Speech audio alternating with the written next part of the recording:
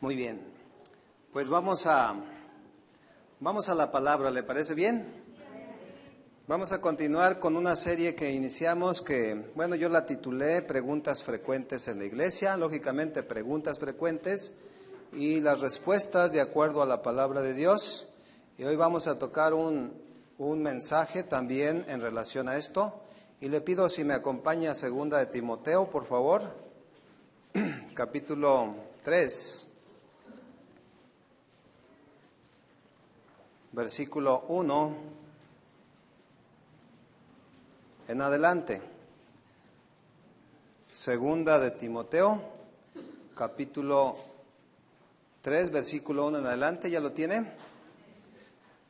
Dice la palabra de Dios.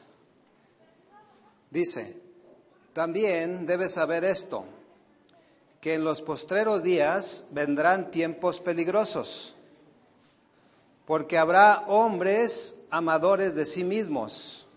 ¿Cómo son esos hombres? Amadores de sí mismos, avaros, vanagloriosos, soberbios, blasfemos, desobedientes a los padres, ingratos, impíos, sin afecto natural, implacables, calumniadores, intemperantes, crueles, aborrecedores de lo bueno, traidores, impetuosos, infatuados, amadores de los deleites más que de Dios, que tendrán, fíjese bien cómo son, apariencia de ¿qué? ¿Pero qué? Negarán la eficacia de ella. A ver, lea conmigo la última parte. A estos, otra vez, a estos, evita, ¿verdad? No de que se llame Eva, sino de evitar, ¿ok? Ahora vaya a 1 de Timoteo, capítulo 6, por favor. Voy a tomar dos versículos base para exponerle mi mensaje. 1 de Timoteo 6:3. ¿Lo tiene? Si alguno enseña otra cosa y no se conforma a las sanas palabras de nuestro Señor Jesucristo y a la doctrina que es conforme a la piedad, ¿está qué, hermanos? Envanecido, nada sabe y delira acerca de cuestiones y contiendas de palabras de las cuales nacen envidias, pleitos, blasfemias, malas sospechas, disputas necias de hombres corruptos de entendimiento y privados de la verdad, que toman la piedad como fuente ¿qué? De ganancia. Y lea conmigo la última parte, apártate de los tales. Son dos versículos muy similares que habla de la fe verdadera y habla de hombres que se envanecen, hombres corruptos, hombres amadores de sí mismo. Y en base a estos versículos yo te quiero desarrollar un mensaje que he titulado a manera de pregunta, psicología en la iglesia. Pero antes de empezar vamos a orar. Señor, te damos muchas gracias por tu palabra. Gracias por darnos la oportunidad de poder predicar tu palabra, Señor, poder exaltar tu nombre, glorificarte a ti, Señor, porque tú mereces toda la honra, la gloria y el honor.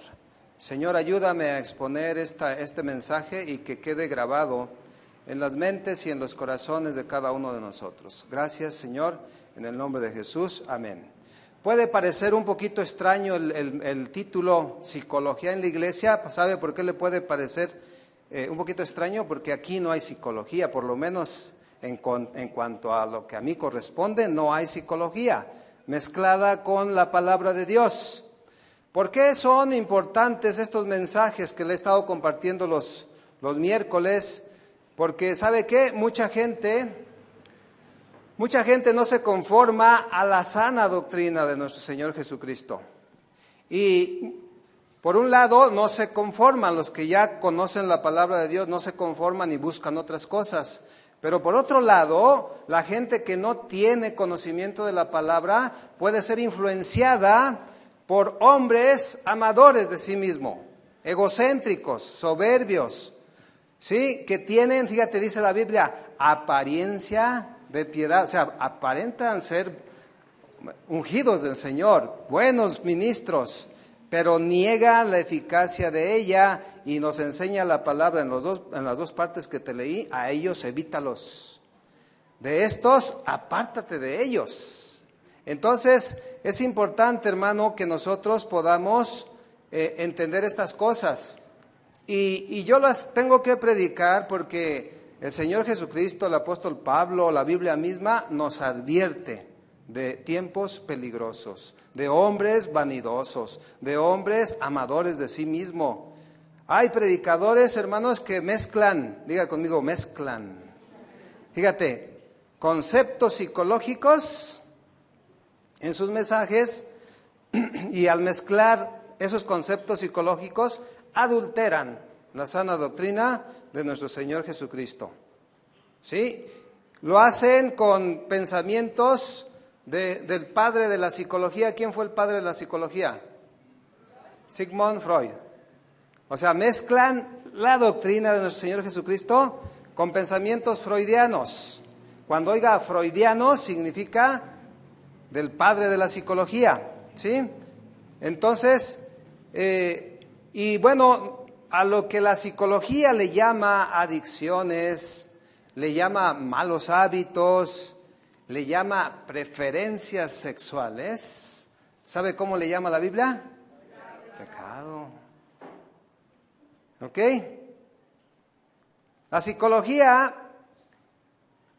no sana de raíz, fíjate bien, las diferentes y múltiple problemática del ser humano. Tú puedes ir con un psicólogo, estás deprimido, estás triste o estás viviendo las consecuencias, por ejemplo, de un adulterio y vas al psicólogo y el psicólogo no va a sanar de raíz. Él va a hacer algo así como taparle el ojo al macho, porque ellos es lo que aconsejan, ¿sí? Pero los cristianos sabemos que en Cristo estamos completos. ¿Cuántos dicen amén? Amén. Vaya a Colosenses capítulo 2, por favor.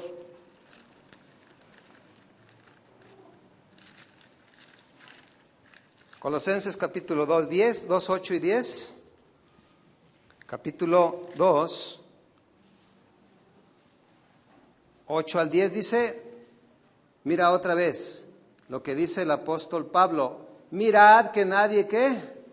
Os engañe por medio de filosofías y huecas sutilezas, según las tradiciones de los hombres, conforme a los rudimentos del mundo, y no según ¿qué? Cristo, porque en él habita corporalmente toda la plenitud de la deidad. O sea, está diciendo Pablo, él es Dios. Y ustedes están completos en él. ¿Cuántos se sienten completos en el Señor Jesucristo? Entonces no vamos a buscar psicología, ¿verdad? No, ok. Que es la cabeza de todo principado y potestad. Estamos completos en Cristo. A ver, dile a tu hermano, yo estoy completo en Cristo. ¿Qué significa estar completos en Cristo? Completamente lavados por su sangre, por su palabra, completamente perdonados, completamente restaurados. Y la psicología, fíjate bien, hermano, la psicología considera básicamente bueno al hombre, ¿sí o no? La psicología dice, no, tú eres muy bueno. O sea, el ser humano por naturaleza es bueno. ¿Y sabe qué? La Biblia dice todo lo contrario. La Biblia dice que el hombre por naturaleza es ¿qué? Malo. Entonces, si se fija, ya hay una contraposición. ¿Sí? Romanos 3:10.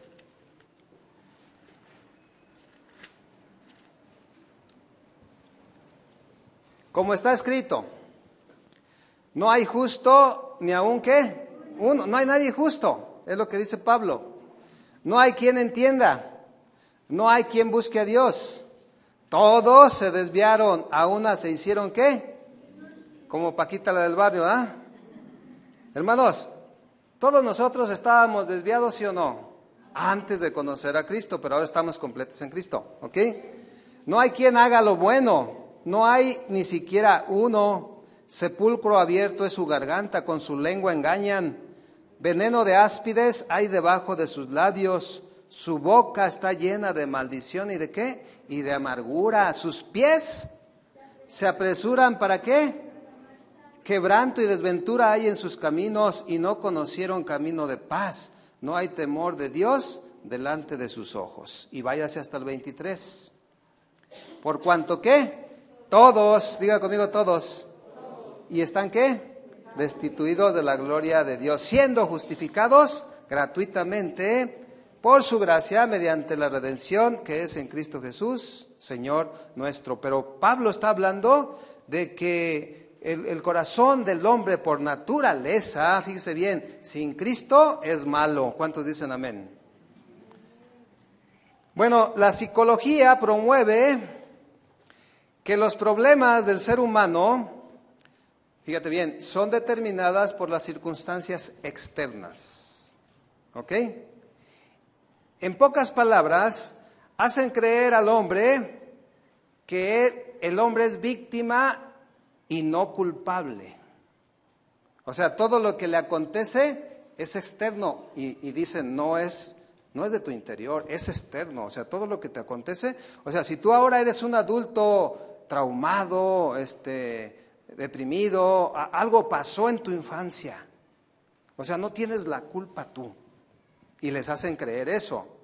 Pero, por ejemplo, alguien adultera, un varón comete adulterio y a lo mejor al principio no se da cuenta la esposa, pero después lo descubre y se le empiezan a venir los problemas encima. Empieza a haber problemas en la familia, porque el adulterio, ¿qué es el adulterio, hermanos? Pecado. ¿Sí? Y ¿sabe qué? Se empieza a sentir presionado y va con el psicólogo. Y le dice, no, pues fíjate que me siento muy presionado, es que mi esposa me encontró en adulterio y ya tengo problemas con los hijos, etcétera, etcétera. ¿Y sabe qué le va a decir el psicólogo? No te preocupes. Todo mundo adultera. O sea, todos lo hacen. No, o sea, no debes de angustiarte, de preocuparte. Debes manejar la circunstancia. Es más, vete de vacaciones a Ixtapa. Y luego le dicen, no, pero ahí asaltan y cortan las cabezas.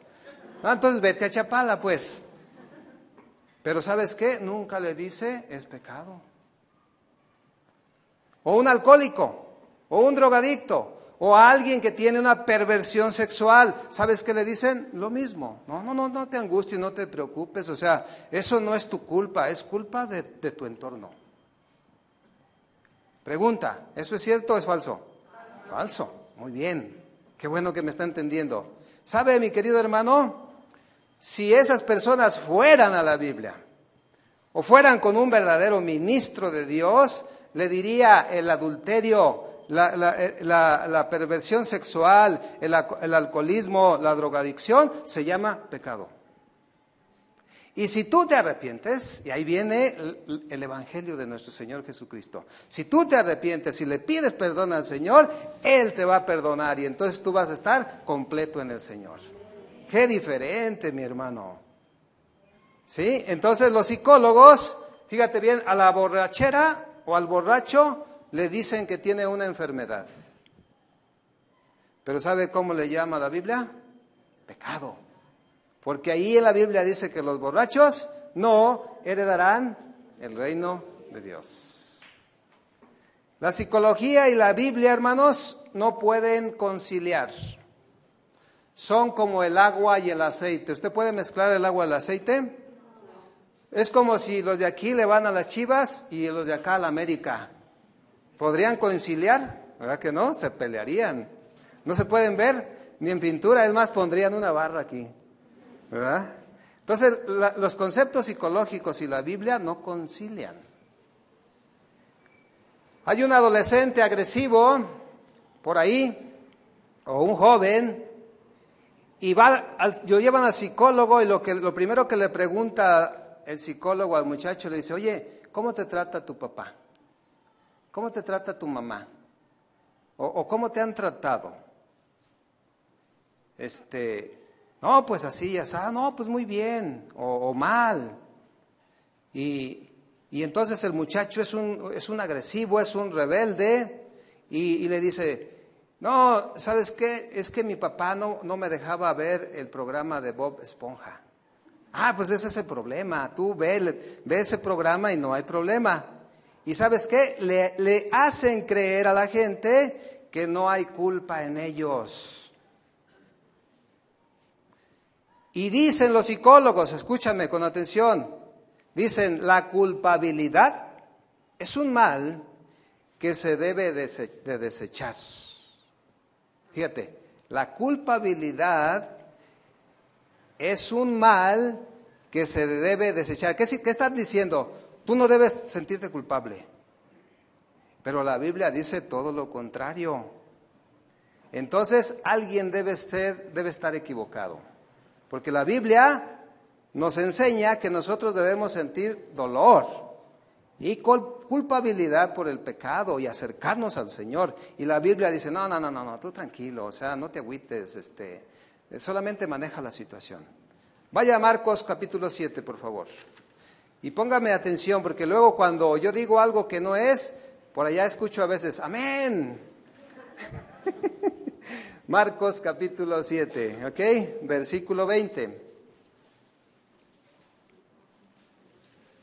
Aquí voy a confirmar con la palabra de Dios y salido de la boca del Señor Jesucristo que el hombre es malo por naturaleza. 7:20, ¿lo tiene? Pero decía que lo que del hombre sale, ¿esto qué? Contamina al hombre. Porque de dentro, diga conmigo de dentro, del interior del hombre, del corazón de los hombres, ¿qué salen? Los malos pensamientos, los adulterios, las fornicaciones, los homicidios, los hurtos, las avaricias, las maldades, el engaño, la lascivia, la envidia, la maledicencia, la soberbia, la insensatez. Todas estas maldades, ¿de dónde salen, hermano? ¿Y qué? Y contaminan el hombre. ¿Y qué sabe? ¿Y qué dice el psicólogo? No, es externo. Pero aquí es de la boca de Jesús, de dentro del corazón salen los malos pensamientos, ¿sí? Los adulterios, las fornicaciones, etcétera, etcétera. Entonces, no es de fuera. Y lo dice Jesús, no lo dice Sigmund Freud. Jesús es el que está diciendo que el corazón del hombre sin Cristo, sin su palabra, es malvado por naturaleza. Un corazón lleno de maldad, que no ha sido regenerado. ¿Sabes qué significa? O sea, un corazón malvado significa una malignidad pestilente, o sea, huele mal. El corazón del hombre sin Cristo, sin su palabra, huele mal y cuando habla, pues ¿qué sale? Pestilencia. La psicología, fíjate bien, hermano, realza el amor propio, la autoestima, la autosuficiencia, el autoevaluarse. Si yo le pidiera a alguno de ustedes que se autoevaluara, a lo mejor diría cosas así como, yo soy un campeón. ¿Sí? Pero repite conmigo, autoestima, autorrealización, autoevaluación. Mire, hermano, ¿por qué este mensaje? Hay iglesias que dicen precisamente, o sea, sube el predicador y les dice, usted es un campeón. ¿Y sabe qué contestan? Amén, gloria a Dios. Sí, pero hay que ver la intención. Hay un campeón dentro de ti. Déjalo que se salga. Deja salir el campeón que llevas dentro. Y qué bueno que ustedes, hermanos, nomás se sonríen. Mire, hermano, en las cárceles, quiero decirle algo, hay puro inocente. Si usted va y hace una encuesta, oye, ¿por qué estás aquí? ¿Por qué te encarcelaron? No sé, yo soy inocente. ¿Sabe por qué? Porque no tienen sentido de culpabilidad. ¿Pero qué hiciste? Empiezas a preguntarle. No, pues es que asesiné a un hombre. Y es inocente, imagínate. ¿Qué dice la Biblia? No matarás. Oye, ¿pero por qué lo mataste? No, pues es que me ofendió y me dijo cosas y pues se me subió la sangre y lo maté. Pero yo soy inocente. Otros, oye, ¿por qué violaste a esa niña? No, pues es que mis impulsos, pues tú sabes, soy hombre. ¿Y sabe qué? Cero sentido de culpabilidad. Ese es el hombre, meramente natural, sin el temor de Dios. No hay culpabilidad, no sienten culpabilidad, ¿sí? Y ellos exponen sus motivos. ¿Sabe qué? Pero todos ellos han quebrantado los mandamientos de Dios. Porque dice, no adulterarás, no matarás, no codiciarás, etcétera, etcétera. ¿Qué dice Jeremías? Ya se lo saben todos, porque yo compartí un domingo este mensaje. Jeremías 17:9, engañoso es ¿qué? El corazón, más que todas las cosas, y perverso. ¡Wow! Y luego pregunta, ¿quién lo conocerá? Les voy a hacer la pregunta a ustedes, ¿quién conocerá el corazón? ¿Sigmund Freud? No, ¿quién? Dios.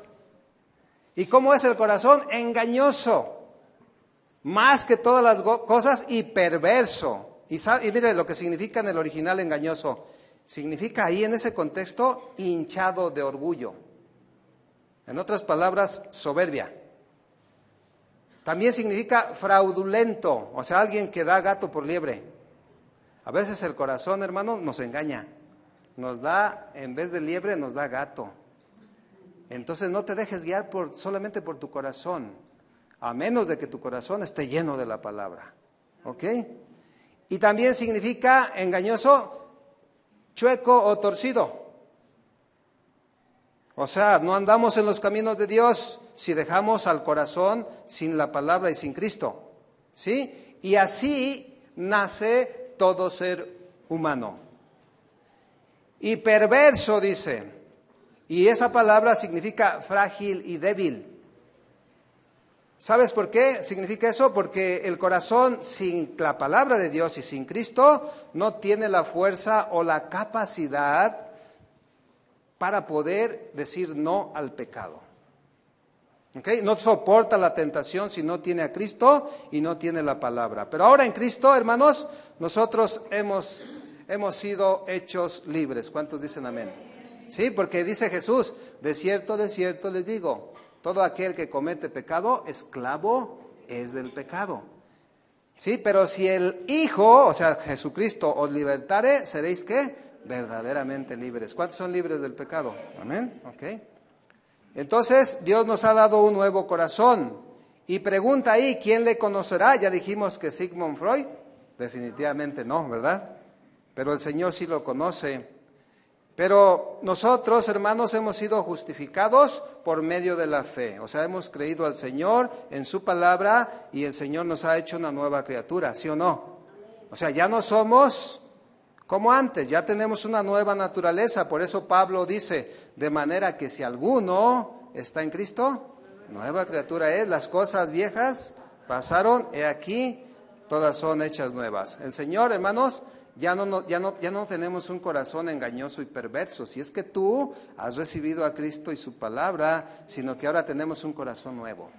Amén. Un corazón restaurado, un corazón regenerado, una nueva naturaleza, pensamientos diferentes. O sea, ya no estás pensando en cómo vas a hacer maldad.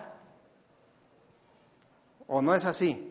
O sea, estamos pensando en otras cosas, en el Señor, en la palabra, en cómo ser bondadosos, etcétera, etcétera. Pero déjeme decirle algo, el único medio fue nuestro Señor Jesucristo.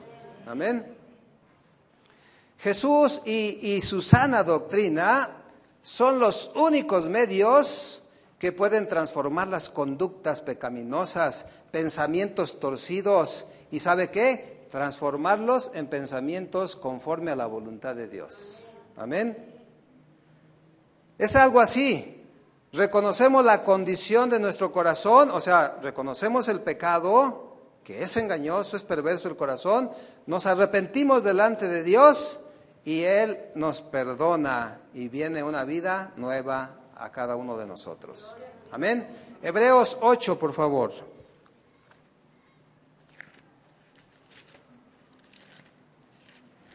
Versículo 10. Algo de esto te compartí el domingo para los que vinieron el domingo.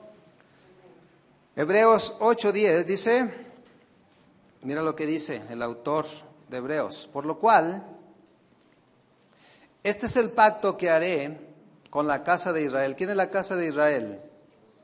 En la actualidad somos nosotros, el pueblo de Dios. Después de aquellos días, dice el Señor, pondré mis leyes en la mente de ellos y sobre su corazón las escribiré y seré a ellos por Dios y ellos me serán a mí, ¿qué? Por pueblo. ¿Qué está diciendo Hebreos? Es una profecía de Jeremías. En los postreros días pondré mis leyes en sus mentes y las escribiré en su corazón. Es la única manera, hermanos, de transformar un corazón lleno de maldad a un corazón nuevo. ¿Cómo? Con la palabra de Dios, con Cristo en nuestro corazón. Amén. Entonces aquí estamos viendo cómo se contraponen la Biblia y los conceptos psicológicos. El psicólogo dice, no, tú eres bueno por naturaleza. Y la palabra de Dios dice, no, tú eres injusto, pecaminoso, o sea, somos pecadores. Dios nos perdona, sí. Sí, pero no se contraponen los conceptos. Hay ministros, hermanos, que predican cómo lograr el éxito en tu vida. Y se oye padre. Y se emociona la gente. ¿Cuántos quieren ser exitosos en la vida? Es bueno. Y quiero que me entiendan, porque luego al final se acercan. Ay, pastor, es que usted dice que no debemos ser exitosos. No, sí debemos ser exitosos, pero debemos estar en la palabra, ¿ok? Hay predicadores que ministran cómo ser felices, ¿sí? Cómo lograr tus sueños. Saca el campeón, piensa en grande, etcétera, etcétera. Y ahí está la congregación. ¡Hey, gloria a Dios, aleluya! Pero ¿sabe qué? A veces no se predica la palabra. Una vida con propósito. ¿Cuántos han leído un libro que más o menos así se llama? O 40 días con propósito. Fíjate, el escritor de ese libro dice que Sansón, yo diría Sonsón, por lo que hizo, bueno, Sansón y Sonsón. Dice que Sansón tenía problemas de dependencia. Pero ¿sabe qué? La Biblia nos enseña que fue un mujeriego y un rebelde y un desobediente, porque la palabra de Dios decía que no se tenía que juntar con una mujer extraña. Y él fue exactamente lo que hizo. Y la Biblia nos muestra que Sansón tenía ese problema, tenía problemas de lascivia y era desobediente. Y el que escribe ese libro dice que eran problemas de dependencia.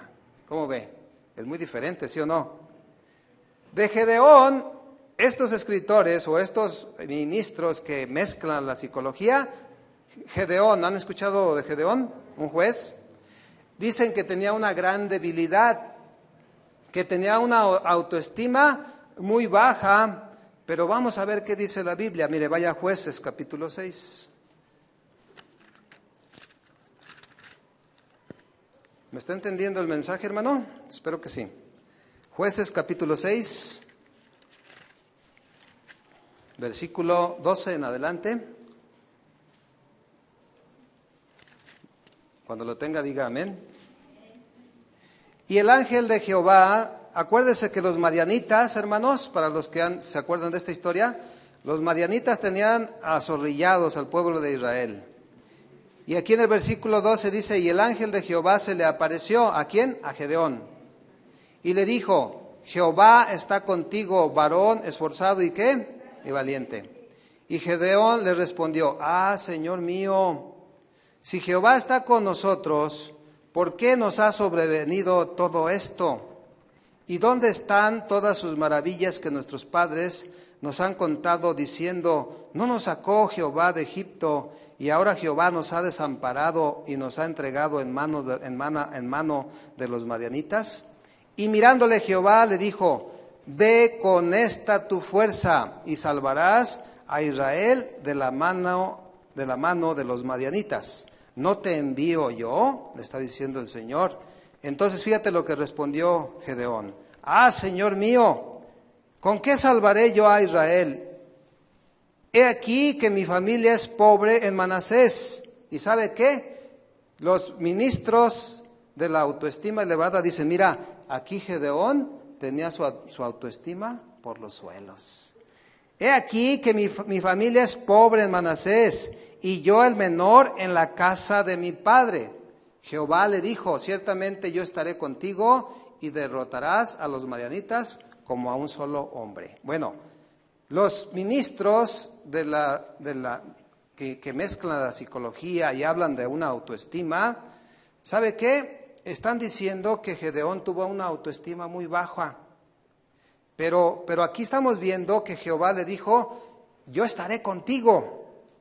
Ve con esta tu fuerza. Y sabe, cuando dice ve con esta tu fuerza, no es la fuerza de Gedeón, es la fuerza de ¿quién? Del Señor. Y luego dice, ¿no te envío yo? Y yo estaré contigo. Pero luego dice Gedeón, ay, es que yo soy pobre y soy el menor de la familia. Hermanos, ser pobre produce una bajo estima o una estima muy baja, ¿verdad que no? Claro que no. Ser el menor de los hermanos debe producir una estima baja. Mira, mi esposa es la menor de la familia y cuando yo la conocí tenía una estima por los cielos. No, siempre ha sido humilde, pero ella no tenía una estima baja. Entonces suena ridículo lo que dicen estos ministros. ¿Ok? Entonces vemos cómo se contraponen ahí cosas. También cuando Moisés fue llamado por Dios, ¿qué le dijo? Ay, Señor, es que yo soy tartamudo y no puedo. ¿Y sabe qué? Los ministros que hablan de esto dicen, no, pues tenía su autoestima por los suelos. Pero el Señor le dijo, ve porque yo estaré contigo. Amén. Bueno, tanto Gedeón como Moisés, fíjate bien, hermano, solamente tuvieron que entender que Dios los iba a usar en los dos casos para liberar a su pueblo. ¿Quién lo hizo? El Señor. No dependerían, fíjate, en ninguna manera de tener una autoestima elevada, sino que dependerían y confiarían en el poder de Dios, como tú comprenderás. ¿De quién dependemos, hermanos? O sea, no podemos ser independientes ni sentirnos así como los supercampeones. No, hermanos, toda nuestra capacidad viene del Señor. ¿Cuántos dicen amén? Fíjese bien, no somos autosuficientes. Los cristianos, bueno, al menos ese es mi concepto. Los cristianos, los que somos hijos de Dios, somos completamente dependientes del Señor. Amén. Entonces, ¿dónde queda la autoestima elevada? Ahora sí diga usted, por los suelos. Porque dependemos del Señor y el Señor nos fortalece y nos da todo lo que necesitamos. ¿De dónde sacan todo eso? Del pensamiento freudiano. Y lo más triste, que lo introducen a la iglesia, no conformándose a las sanas palabras de nuestro Señor Jesucristo. Amén. Superación personal, terapias psicológicas, reuniones donde el pastor se convierte en un motivador. Tú eres un campeón. Y luego no dicen amén y vuelve a decir, tú eres un campeón. Tú eres un campeón. ¿Y sabe qué contestan? Amén. Aleluya. ¡Hey! Y empieza una excitación emocional impresionante. Digan, yo soy un campeón. Ay, hermanos, me están enseñando, me están entendiendo bien la predicación. Y luego dicen, dígalo más fuerte. No se oye, y no se oye. Y ya están gritando, hermanos. ¿Qué es eso? Es una manipulación emocional. Cuidado, hermanos. Estas predicaciones no son en vano. Y a veces no las digerimos muy bien porque hay influencia, pero tenemos que tener mucho cuidado. Amén. Fíjate. Emplean la palabra de Dios. Tú eres un hijo de Dios. ¿Cuántos dicen amén ahorita? Pero ellos lo hacen con un enfoque de autoestima elevada. Tú eres el hijo del rey. A ver, y si eres un hijo del rey, debes de tener la mejor casa, el mejor auto, te deben dar la mejor habitación y te deben dejar las sillas de más adelante en la iglesia, porque tú eres un hijo del rey. Entiéndame, hermano, ¿somos hijos de Dios? Sí. ¿Somos hijos de un rey? Sí, pero ¿lo merecíamos? No. Claro que no lo merecíamos. Entonces la autoestima elevada, mi hermano, váyala bajando. ¿Ok? Un psicólogo cristiano dijo que las esposas, ¿cuántas esposas hay aquí? Tengan una buena dosis de autoestima y de valor personal. Ahí les hablan, esposas. Y dijo, no tengo duda que esta es la máxima necesidad de las mujeres, que tengan una autoestima elevada, una buena dosis de autoestima y de valor personal. Como cuando alguien le va al Atlas y trae su autoestima hasta abajo. ¿Sí? ¿Qué es eso, hermano? La realidad es que muchas mujeres, fíjate bien, no pueden con la soberbia que se cargan. Y todavía este ministro, psicólogo y cristiano psicólogo, diciendo, no tengo duda que a la esposa le falta, a las esposas de los esposos aquí en la iglesia, les falta una dosis alta de autoestima y de valor personal. No, de por sí, hermano, no la acabamos. Frases como sentirse bien, con una alta estima, dicen ellos, puede ser la piedra angular para que todo esté bien. Órale, hermanos. Fíjate, lo voy a repetir. Sentirse bien, con una alta estima, puede ser la piedra angular para que todo esté bien. Pobrecito de Pablo. ¿Qué le pasó a Pablo? Atribulado, apedreado, mordido por una serpiente, náufrago, hambreado, escasez, etcétera, etcétera. ¿Quiere decir que su autoestima estaba por el piso? Y que si no estaba su autoestima elevada, ¿no le iba a salir bien nada? No, el Señor tenía sus propósitos. Amén. Y todo le salió bien. Amén. Pues según ellos, Pablo traía la estima por los suelos. Otro de ellos dice, otro de los que estoy hablando, fíjate bien, escucha bien, una vez que una persona, fíjate, escúchalo bien, una vez que una persona cree que es un indigno pecador, yo dudo, dice, que pueda aceptar la gracia salvadora de Jesús. ¿Te lo repito? Una vez que una persona cree que es un indigno pecador, hermanos, ¿cuántos de nosotros nos sentimos indignos pecadores? Todos.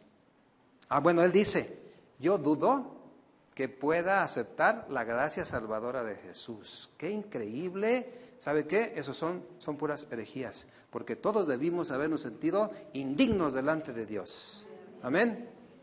La autoestima, ¿qué es la autoestima? Es una necesidad máxima, dicen ellos, que afrenta a la raza humana. Pero, fíjate, la autoestima es la necesidad máxima que enfrenta la raza humana. ¿Qué no es más bien la máxima necesidad que tú y yo teníamos? ¿No era la de que nos fueran perdonados los pecados? ¿Qué no era nuestra máxima necesidad? ¿Tener un Salvador? Esa es la máxima necesidad del hombre sin Cristo. No tener una autoestima elevada. Según estos predicadores, los crímenes, la promiscuidad sexual, la infelicidad, la incapacidad de amar son el resultado de una estima muy baja, de una autoestima muy baja, según ellos. Los crímenes, la promiscuidad sexual, la infelicidad, ¿y sabe qué dice la Biblia? No es eso, es el pecado. ¿Qué dice la Biblia y qué dice Jesús al respecto? porque, vuelvo a repetirlo, algunos están batallando con este tipo de mensajes. ¿Por qué? Porque traemos influencia de un lado o de otro. Pero, ¿sabe qué? Permítame decirle, si usted se siente un poquito incómodo, lo siento. ¿Ok? Prefiero decirle y compartirle la palabra de Dios. ¿Ok? Vaya a Mateo capítulo 16.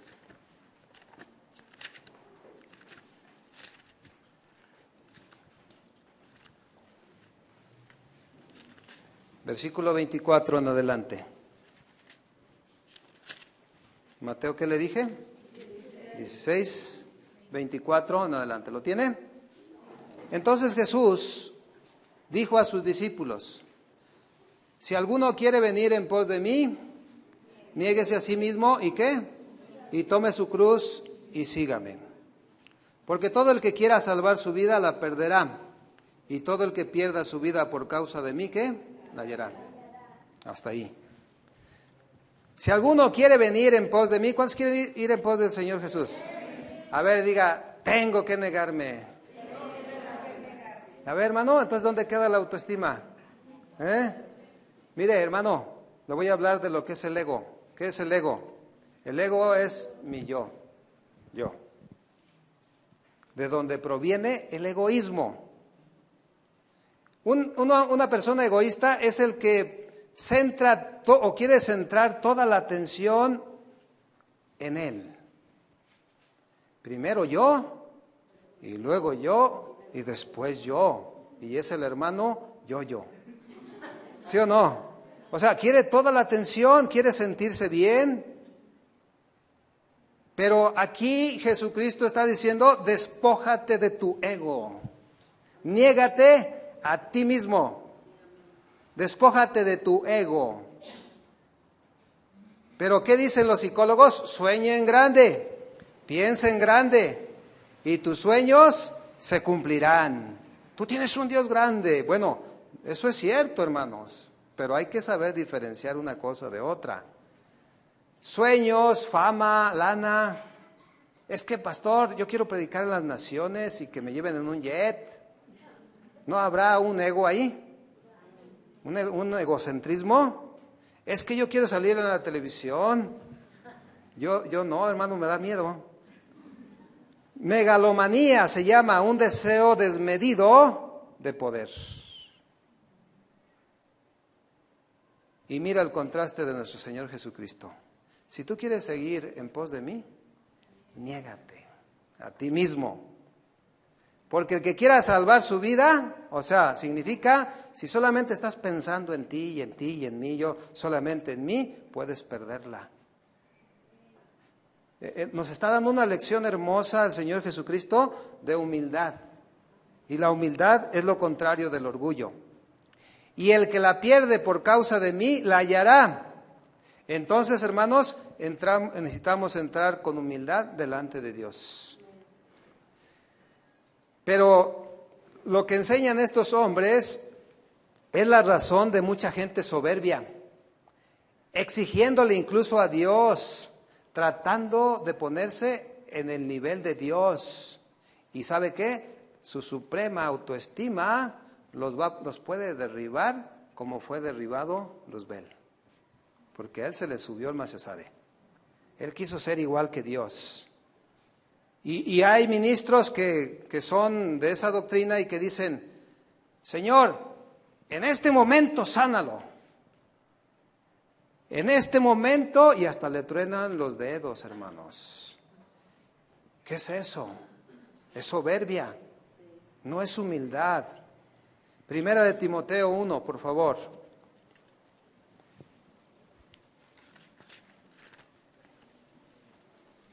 Capítulo 1. Versículo 15.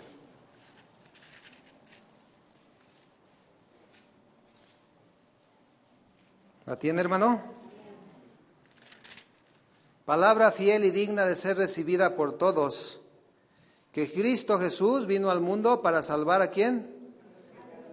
De los cuales yo soy el primero. ¿Cuántos de aquí pueden decir yo soy el primero? Fíjate, ¿quién escribe Timoteo?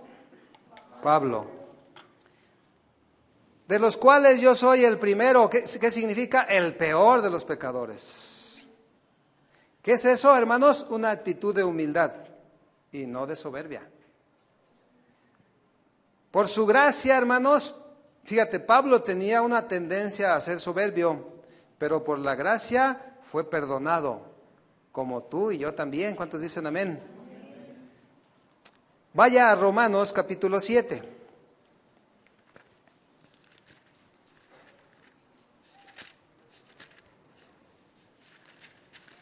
Versículo 23.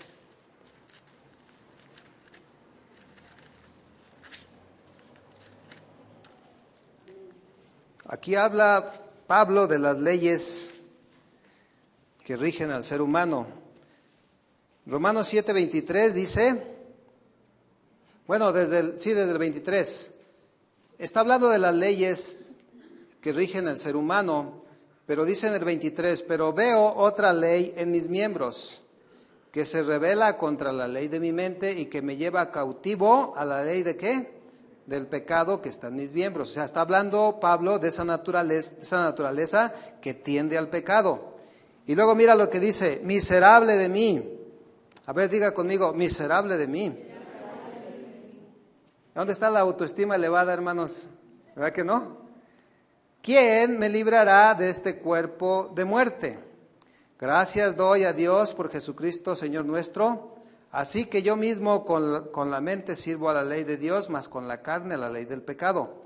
Ahora pues, versículo 1 del capítulo 8, ninguna condenación hay para los que están en Cristo Jesús. ¿Cuántos están en Cristo Jesús? Ya no hay condenación por el pecado. Los que no andan conforme a la carne, sino conforme al Espíritu.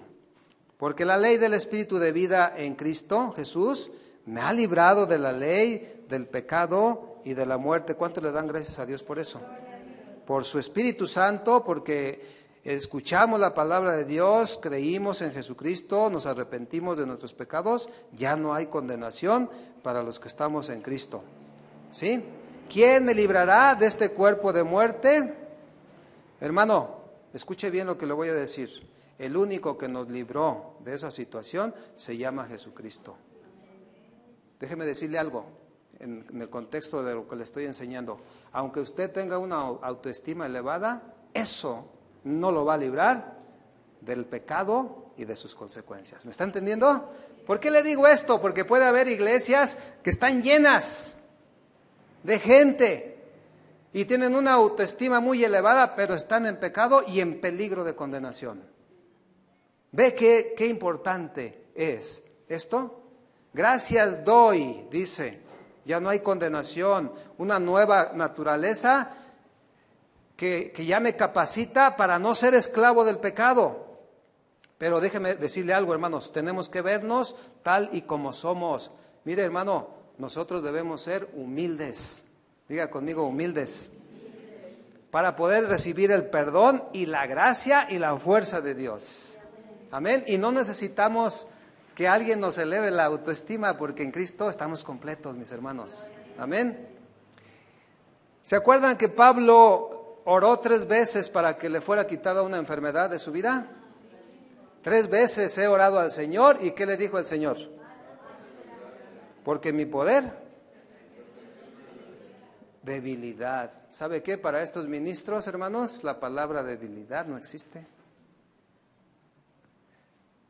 Bástate mi gracia. ¿Qué significa? Reconocer, hermanos, fíjese bien lo que le voy a decir, que nosotros, por nosotros mismos, somos insuficientes. ¿Cuántos dicen amén? Porque si tú eres alguien con una alta estima, déjame decirte, Dios no va a hacer nada contigo. Porque la palabra de Dios es bien clara. Dios resiste a los soberbios y da gracia ¿a quién? A los humildes. ¿Cuántos quieren la gracia de Dios? Vaya a Filipenses 2, por favor.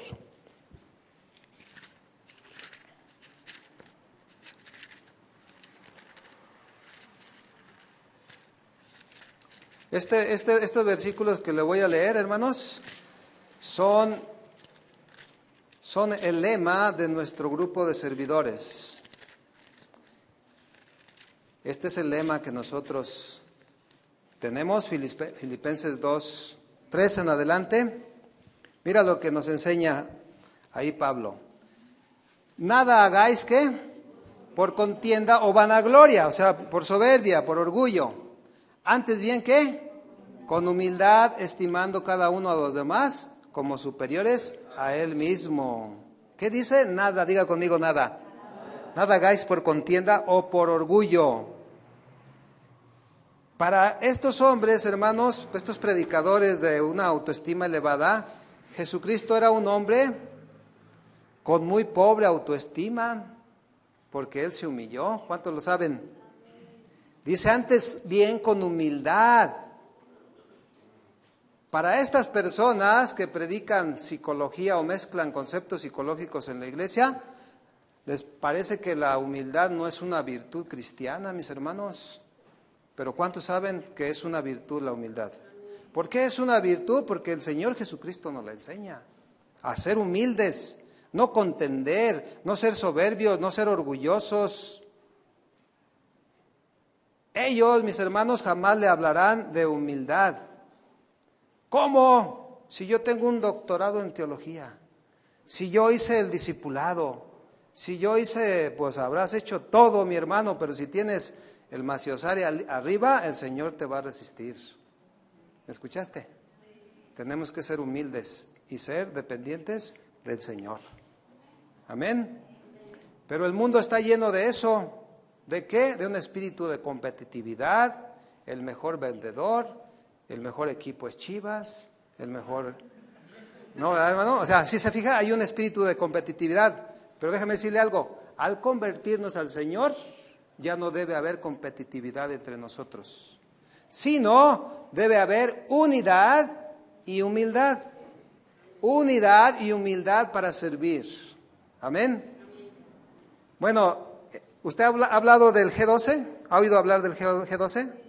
¿Alguien estuvo ahí alguna vez? Sin temor a que le vaya a poner mal, hermano. Bueno, los G12 están viendo a ver quién forma más grupos. Tienes que formar un grupo de 12. Y tienes que formar, y tienes que. O sea, es como una imposición.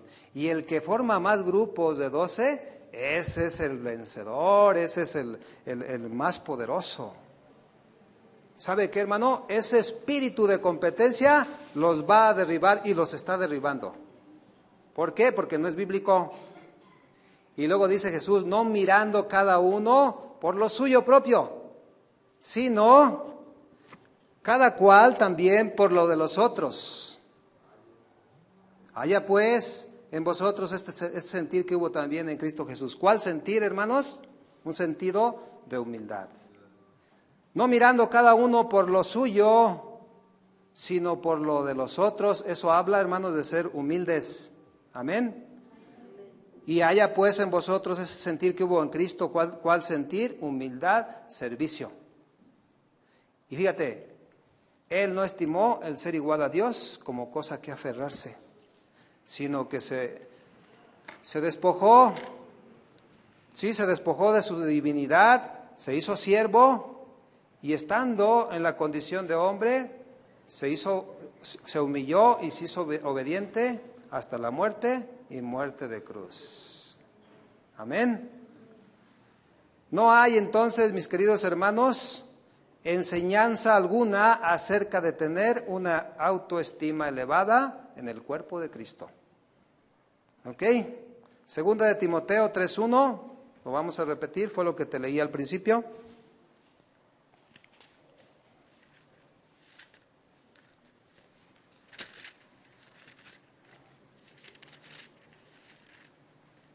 Segunda de Timoteo 3:1 dice, también deben saber esto, que en los postreros días vendrán tiempos peligrosos, porque habrá hombres que amadores de sí mismos. Esos son, hermanos. Aquí los está descubriendo la Biblia. Y fíjate con quién los compara o los hace iguales: avaros, vanagloriosos, soberbios, blasfemos, desobedientes a los padres, ingratos, impíos, sin afecto natural, implacables, calumniadores, intemperantes, crueles, aborrecedores de lo bueno, traidores, impetuosos, infatuados, amadores de los deleites más que de Dios, que tendrán apariencia de piedad. Aguas, mis hermanos, dígale a su hermano, aguas. Pero negarán la eficacia de ella. ¿A estos qué? Evítalos. Jóvenes, adolescentes, ¿están escuchando? Evítenlos. Tienen mucho terreno, mucha vida por correr y tienen que estar también muy al pendiente de esto. ¿Sí? Hombres amadores de sí mismos, egoístas, con egoísmo. Y lo pone aquí el apóstol Pablo a la par de avaros, vanagloriosos, intemperantes. ¿Qué tal? ¿Cómo ve? O sea que el ser soberbio, hermano, los lleva a otras cosas. Ese altísimo concepto de valor personal está tan arriba que se torna luego en avaricia. Se hacen ávaros. Juan el Bautista, ¿qué dijo, hermanos? Cuando estaba bautizando ahí en el río Jordán: yo a la verdad los bautizo en agua, ¿para qué? Para arrepentimiento, pero el que viene tras de mí, cuyo calzado yo no soy digno de llevar. A ver, diga conmigo, no soy digno. ¿Qué está diciendo Juan? Soy humilde delante de Dios. Yo no soy digno de llevar. Pero ¿qué dicen los psicólogos en la iglesia? Tú mereces la mejor casa, tú mereces el mejor auto, tú mereces la mejor habitación. Agreden rotundamente el significado de la gracia. ¿Qué es la gracia, mi hermano? Dígalo. Un regalo inmerecido, exactamente. Significa, hermano, que tú y yo no merecíamos nada. Ay, traes la autoestima por abajo, pastor. Pues no, quiero decirle que no, porque Cristo me salvó y lo que yo valgo es por Cristo. Amén. Hay un guatemalteco por ahí que le gusta el catch y que dijo, fíjate bien lo que dijo: Cristo prefirió morir por ti a quedarse solo. Se oye así como, pero disciérnalo, hermano. O sea, Cristo prefirió morir por ti que quedarse solo. Es una herejía en el tono que lo dijo. Porque, a ver, ¿Él nos necesitaba a nosotros o nosotros a Él? Nosotros a Él. Y lo dijo en ese tono. Pero quiero decirle algo, mi hermano, ciertamente tú y yo valemos la sangre de Cristo, ¿ok? Pero fue por gracia. Dile a tu hermano, fue por gracia. Tú y yo, escúchame bien, y todo ser humano merecíamos la muerte, ¿sí o no? El infierno, la condenación eterna, pero al creer en Jesucristo, por gracia, como un regalo inmerecido, tenemos la salvación y tenemos una vida nueva, llena de bendiciones. Y no necesitamos que alguien nos eleve la estima, hermanos, ¿ok? Entonces, si yo no le elevo la estima a mi hermano, no se sienta. ¿Quién se la debe de elevar? El Señor Jesucristo, ¿ok? Aún estando nosotros muertos en delitos y en pecados, Él nos dio vida. Por gracia, por medio de la fe, somos salvos. Amén. Entonces la psicología dice que tú mereces todo y la Biblia dice que no merecíamos nada. Ese es el concepto de la gracia, hermanos. La salvación es por gracia para todo aquel que cree. Una pregunta: ¿cuántos de aquí son inmensamente felices? ¿Ocupaste una prédica de que se te elevara tu autoestima? No. ¿Cuántos de aquí tienen paz? ¿Cuántos de aquí son exitosos? Somos exitosos, hermanos, pero todo eso es por gracia. Nosotros no nos merecíamos absolutamente nada. Entonces, ya casi para finalizar, ¿dónde quedó el evangelio de la autoestima elevada? Diga conmigo, en el suelo. ¿Ok? ¿Lo entendió? Muchos de ellos, al sentirse merecedores de todo, están corriendo el riesgo de que Dios les dé su merecido. Fíjese, lo voy a repetir. Al sentirse merecedores de todo, muchos están corriendo el riesgo de que Dios les dé su merecido. Concluyo, hermanos, que no es bíblico los que predican la autoestima en el creyente. Todo lo que nosotros somos, todo lo que tenemos, viene del Señor. Quiero terminar, póngase de pie leyendo Salmo 19.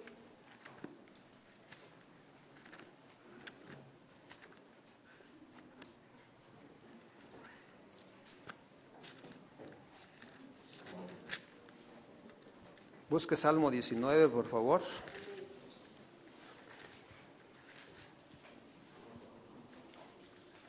Versículo 7. ¿Qué dice, hermanos? Vamos a leerlo. La ley de Jehová, ¿qué? Es perfecta. ¿Qué? Escúcheme, hasta ahí. La ley de Jehová es la palabra de Dios. Es la sana doctrina de nuestro Señor Jesucristo. ¿Y sabe qué hace? Convierte el alma. ¿Cuántos de aquí se han convertido al Señor?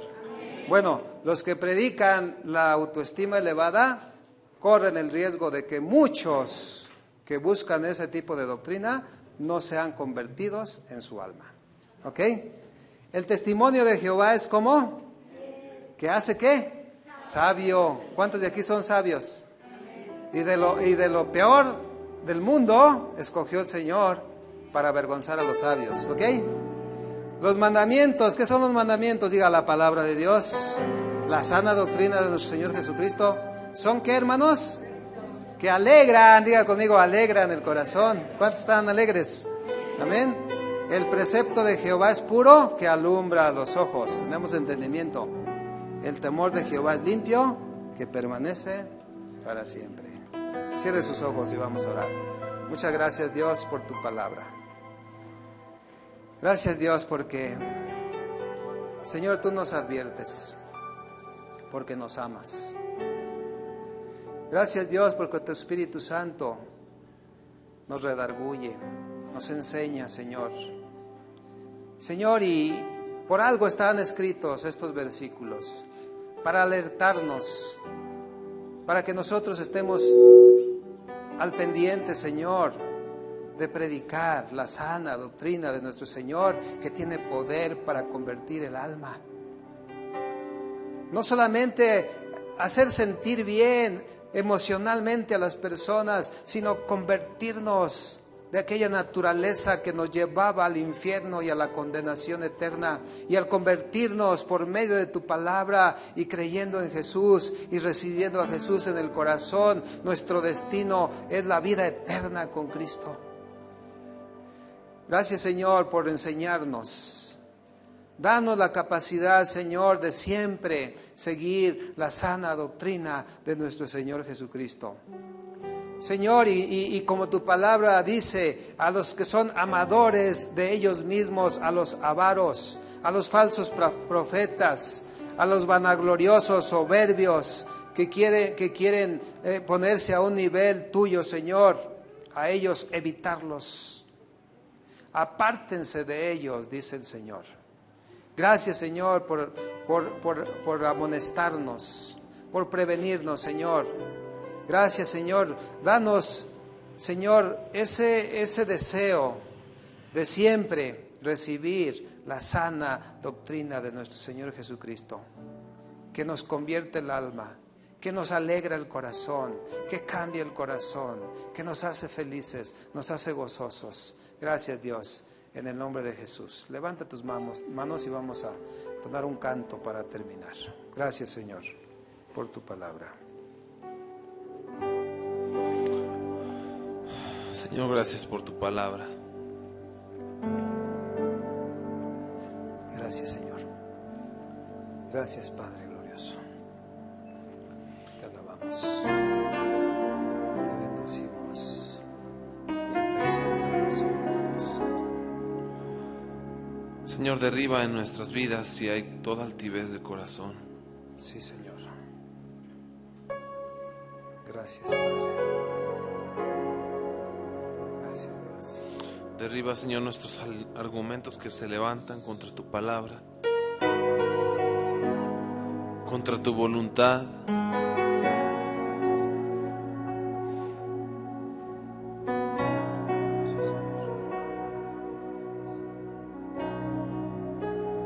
que tengamos corazones humildes, corazones agradecidos, que realmente quieren buscar tu presencia, que realmente quieren adorarte.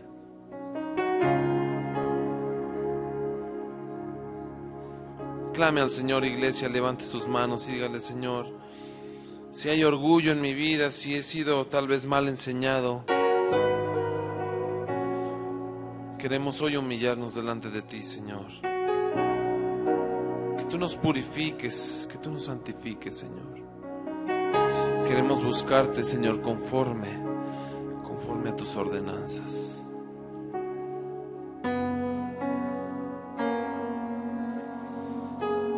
Quiero buscarte a ti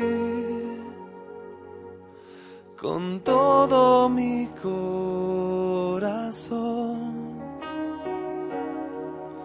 según tu ordenanza y no en mi razonamiento. Quiero buscarte a ti con todo mi corazón,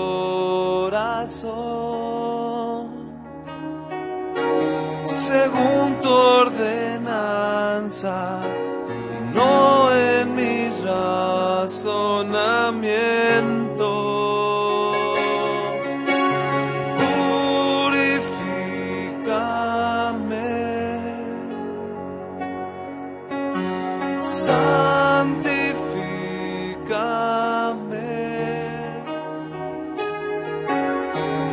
Cambia mis odres viejos, derrama de tu vino nuevo, purifícame,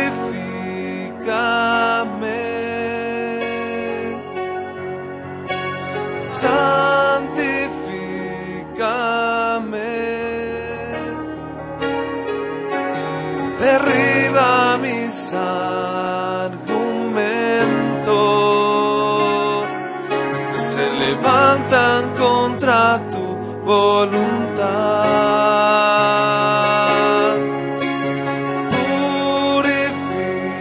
Purifícame,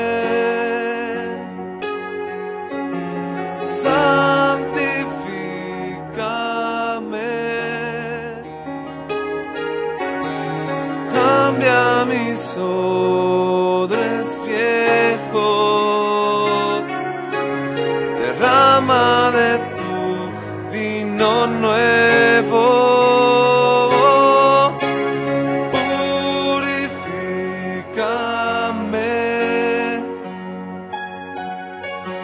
santifícame.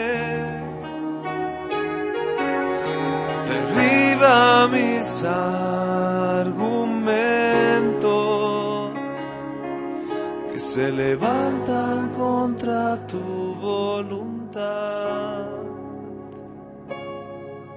Gracias, Señor. Gracias, Dios. Gracias porque no merecíamos absolutamente nada, Señor. Pero tú nos has dado todo, Señor. Nosotros, Señor, no merecíamos absolutamente nada, pero tú nos has dado todo. Te damos gracias, Señor.